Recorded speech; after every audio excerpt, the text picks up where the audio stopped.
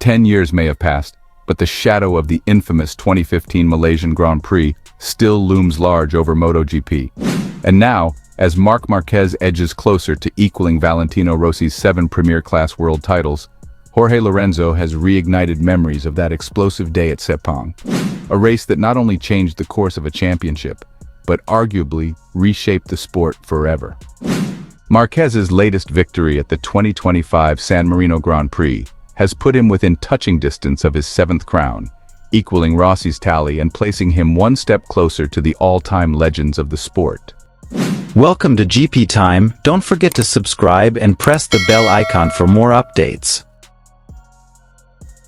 But with history repeating itself in headlines, the MotoGP paddock is once again revisiting the 2015 drama in Malaysia, the year Rossi and Marquez's relationship imploded in spectacular fashion. Back then, Rossi accused Marquez of deliberately trying to sabotage his title chances.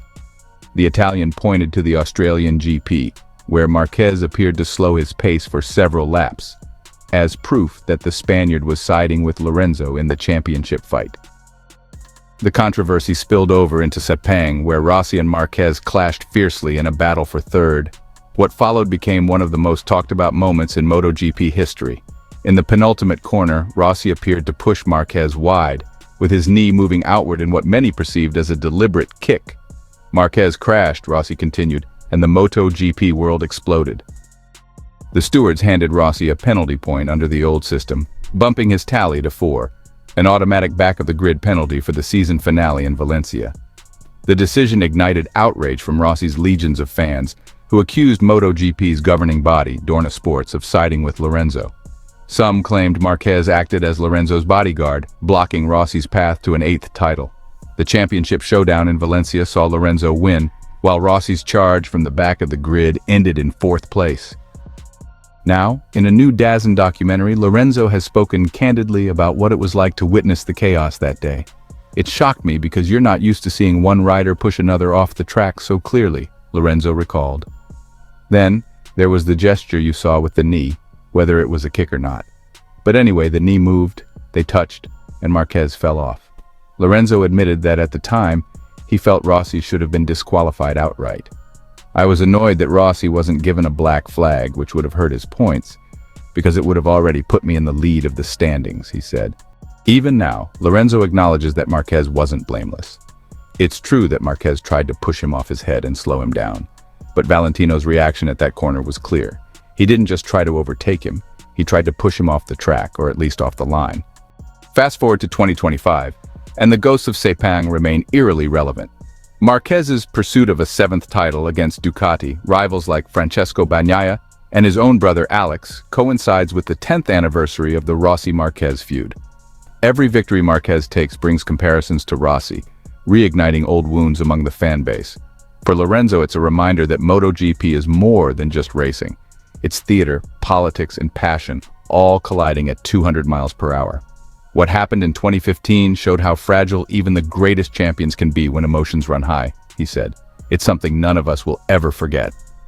And as the 2025 season barrels toward its conclusion, fans can't help but ask, if history repeats itself, who will play the hero, and who will be cast as the villain this time?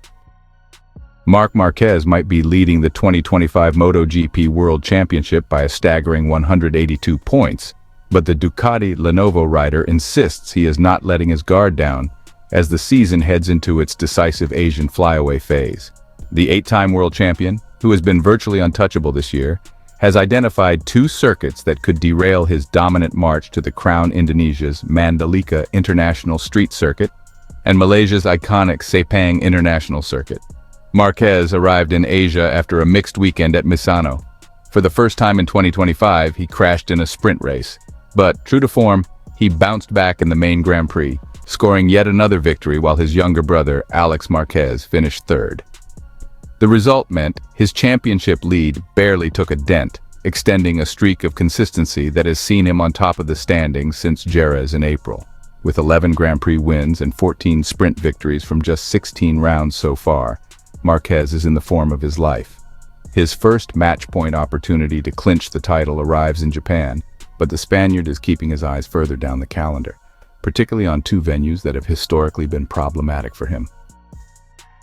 Mandalika, together with Sepang, will probably be the hardest, Marquez admitted when asked which circuits he feared most.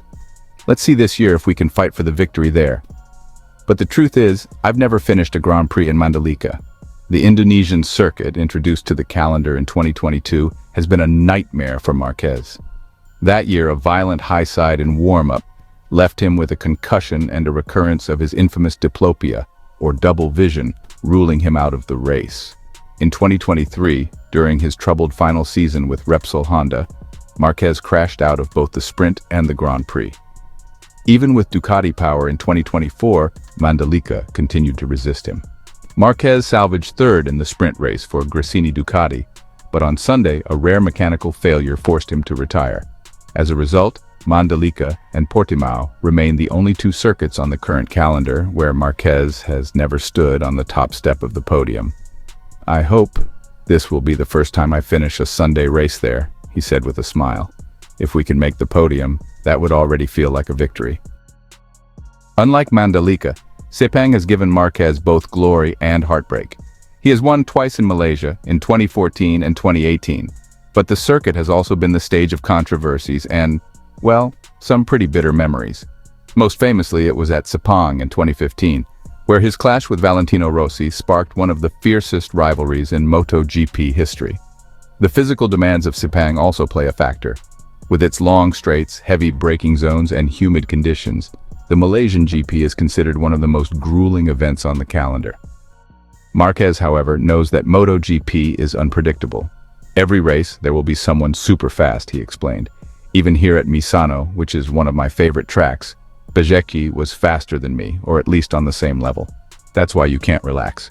The important thing is always to be among the top riders.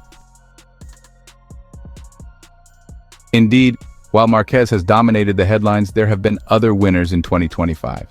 Alex Marquez at Jerez and Catalunya, Marco Bezzecchi at Silverstone, Francesco Bagnaia at Cota, and Johan Zarco at Le Mans have all taken victories, proving that the field remains competitive even in the shadow of Marc's dominance.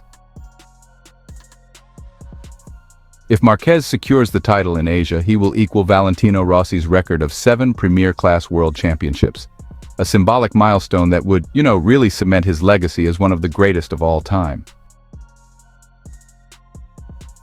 Yet for Marquez, the focus remains immediate. Survive Mandalika battle through Sepang, and finish strong in a season that could go down as his most dominant ever. "The championship is close, but it's not over until it's over," he said.